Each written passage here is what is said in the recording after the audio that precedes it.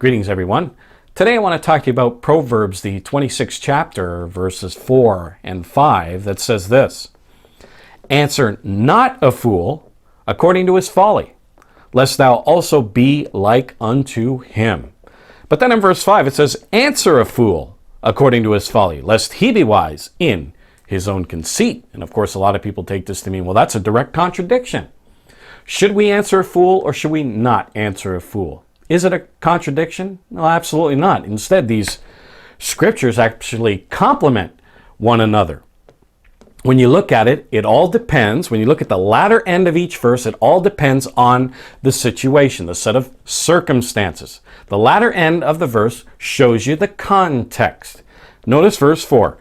Answer not a fool according to his folly, lest thou also be like unto him. Many Christians right away jump into the defense of their faith when someone comes in and all they want to do is argue. They're not interested in Christianity. They're not interested in understanding your faith. All they want to do is just stir contention and argue. And next thing you know, both people look like absolute fools because, the Christian, many times, they just jump into defense mode. And what you're pretty much doing is lowering yourself to the fool's level.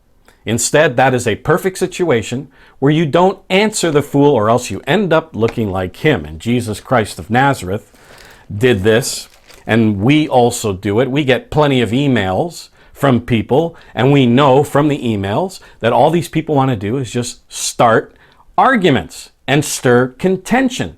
And we get email after email after email from some of these people, and we never answer them. And they can send us 1 million emails for the rest of their lives.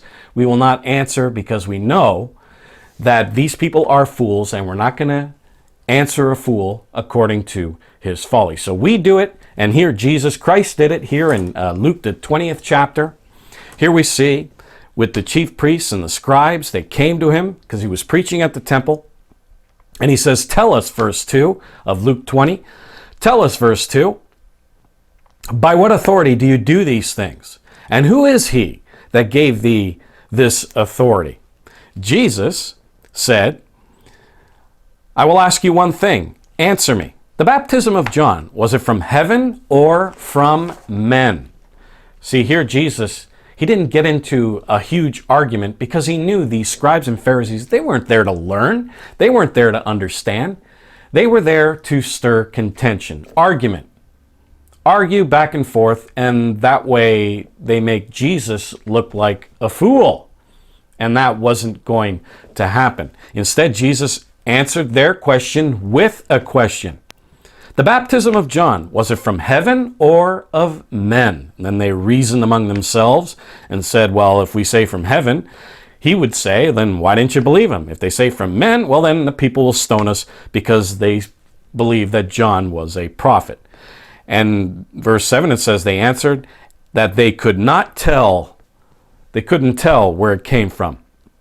Verse 8, Jesus said to them, neither tell I you by what authority I do these things. Jesus didn't answer the fool, or else he'd look like a fool himself. And we do the same thing. We get these emails from people or phone calls from people, and all they want to do is stir up contention and strife. We just don't answer.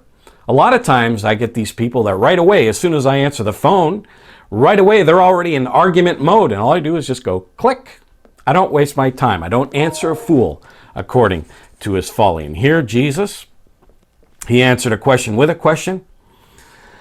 To answer his question directly would have resulted in a verbal battle and in an argument. Of course, an argument would have ensued, and Christ avoided strife by not answering them according to their folly, or else he would look like them, as Proverbs says. So here Jesus correctly did what Proverbs said to do, not to answer a fool according to his folly. However, then we get to verse 5. Now notice verse 5 of Proverbs 26. It says, answer a fool according to his folly. What's the context? Notice, lest he be wise in his own conceit.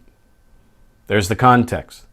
There are certain times where you have to answer a fool, because if you do not, then he thinks himself wise and gets all egotistical and says, look at me, I've defeated the apostles of Christ.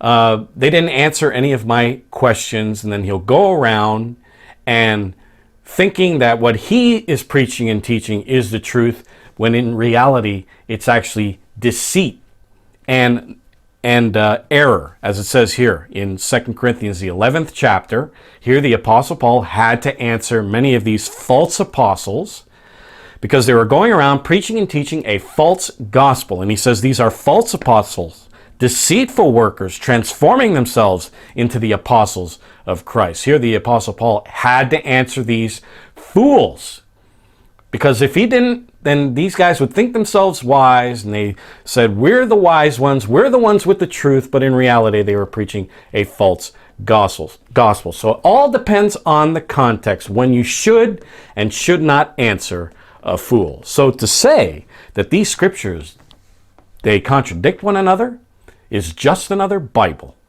misconception.